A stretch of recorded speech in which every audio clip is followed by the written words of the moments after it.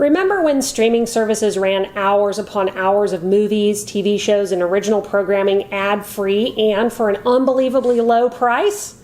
Well, those days are gone. A new era of streaming is upon us. Now the streaming space is being defined by ads. Leading on-demand streaming services like Netflix and Hulu all have cheaper ad-supported plans and increasingly pricey ad-free plans.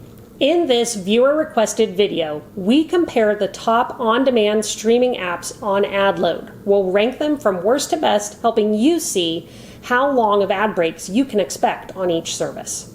We'll say up front that the numbers we share bear out from our testing, and these figures are what the streaming services report showing. Actual ad experience will vary from one user to another, so what you see may be less or more than what is officially reported. Also, these figures are for ads in on-demand streaming content, not live TV. Unfortunately, ads are only going to get worse overall because that's the best way for the media companies that operate streaming services to make money. If you want to understand that more, stick around to the end where we'll share 2 trends we can expect in the streaming space and why. Now let's start our ranking with the worst streaming service for ads, Hulu.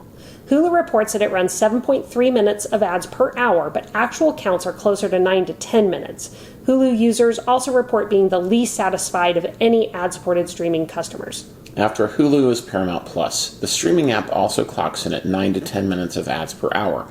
Keep in mind that while these amounts are high, especially compared to the early days of ad-free streaming, this is still lower than the average ad breaks on linear TV or live TV, which clock in at least 13 minutes an hour. Our next highest ad load comes in Discovery Plus. This lifestyle and home-focused streamer clocks in at 5 minutes of ads per hour, and it increased its ad load by 69% over the past year. Next up is Peacock. NBC's streaming app also clocked in at 5 minutes per hour. After Peacock comes Disney Plus. The House of Mouse registers 5 minutes of ads per hour. When it launched, it had a lower ad load and now shows about 18% more ads. In our use of the platform, we noticed ad counters being inaccurate multiple times. During a movie, it would say the ad block was a minute long, but breaks would run longer and more ads would run after the minute was over. Also, Disney says it doesn't show ads in kids' content, but it might depend on what you define as being for kids. We saw multiple ad breaks of more than 3 minutes per hour in Disney princess movies and Star Wars Clone Wars episode.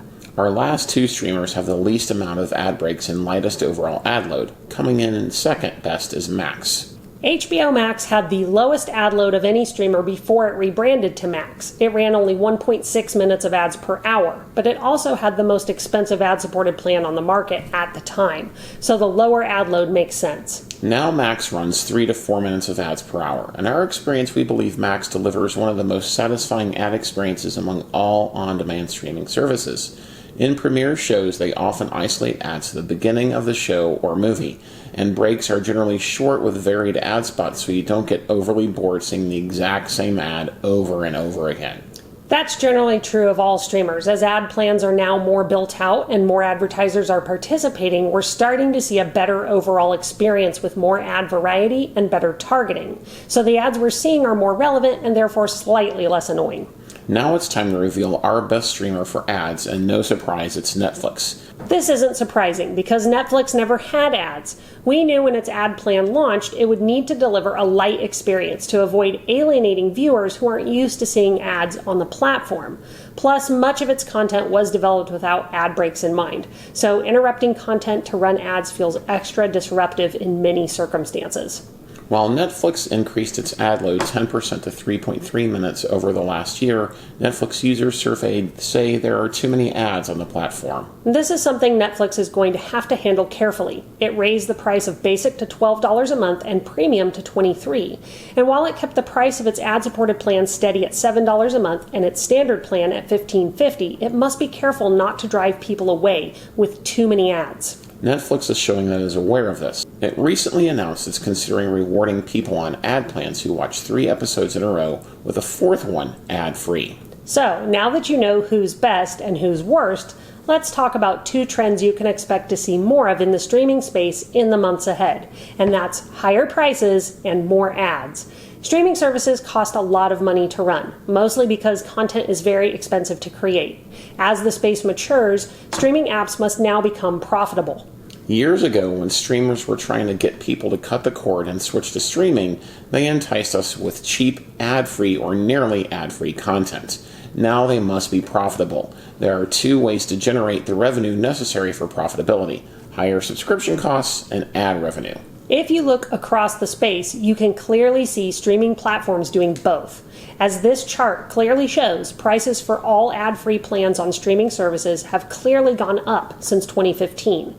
A report from Convergence in the LA Times says ad-supported services cost users about 45% less than ad-free subscriptions.